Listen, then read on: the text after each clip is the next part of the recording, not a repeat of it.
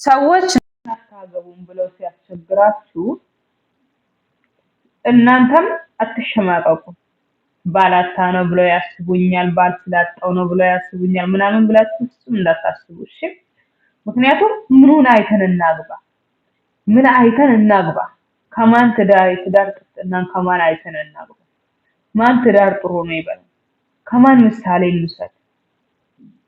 የማን ትዳር በጣም ጥሩ እንደሆነ የኛን ትዳር ያምርልናል ብለን እናግባ ብላችሁ መልሱ።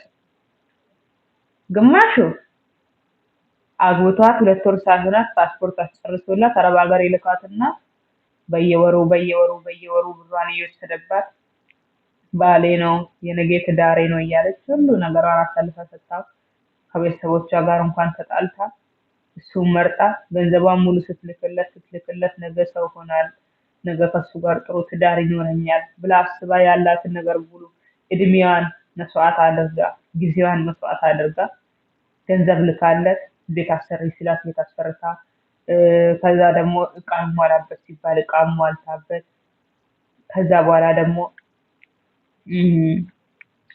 ሱቅ ክፈቺ መተሽት ባዶ ቤት ውስጥ ነው ወይ የምንቀመጠው ሲላት ሱቅ እየከፈተች ከዛ ሁሉ አሟልታ ከመጣች በኋላ የታቅሻለሁ ይላታል። እሷ ስትገባ ሌላ ታሪክ ሌላ ሚስት አግብቶ ይጠብቃታል እሱ እና ይሄንን አይተን እንዴት እናግባ?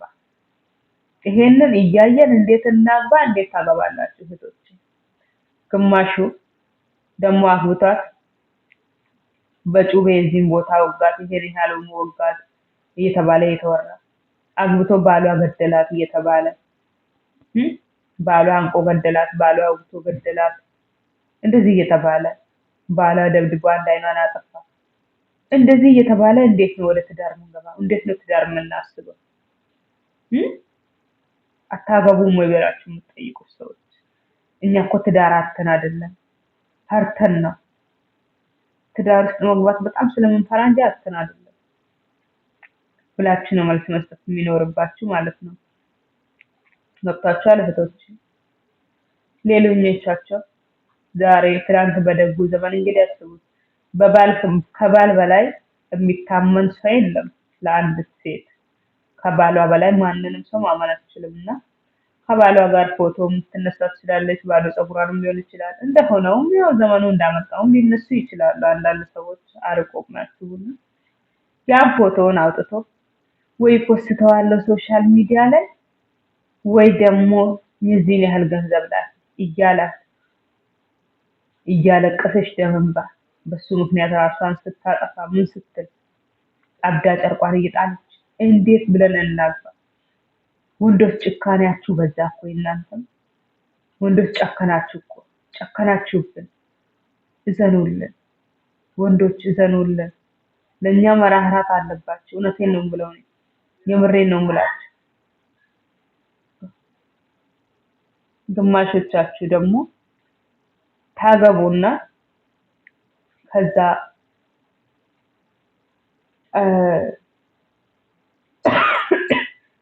ግማሾቻችሁ ደግሞ ታገቡና ከዛ በኋላ ሳትስማሙ ትቀራላችሁ።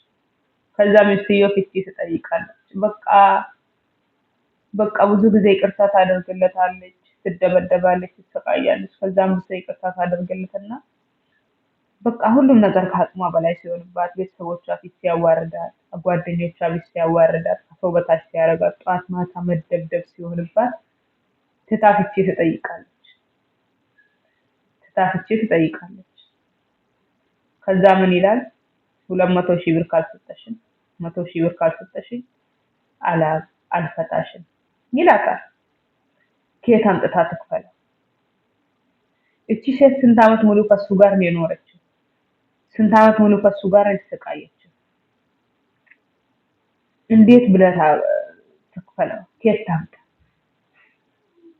ይሄን ሁሉ ዓመት የቤቷን ቀዳዳ ለመሸፈን ስትሯሯጥ ነው የኖረችው።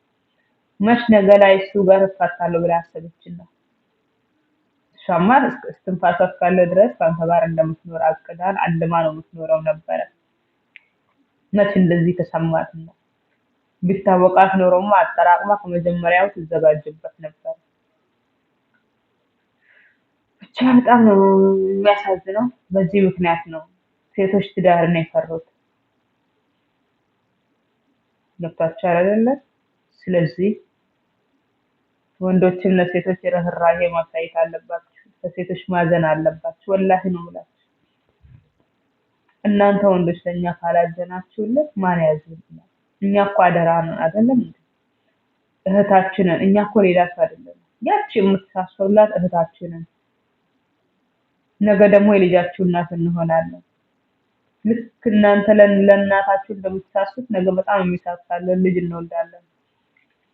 ስለዚህ እናንተም ልታስቡልን ይገባል፣ ልታዝኑልን ይገባል፣ ሀዘኔታ ልታሳዩን ይገባል ወንዶች። የዛሬ ቪዲዮ ይሄንን ይመስላል። አላበዛባችሁም። ሼር፣ ሰብስክራይብ አድርጉልኝ። በጣም ነው የምወዳችሁ። መልካም ቆይታ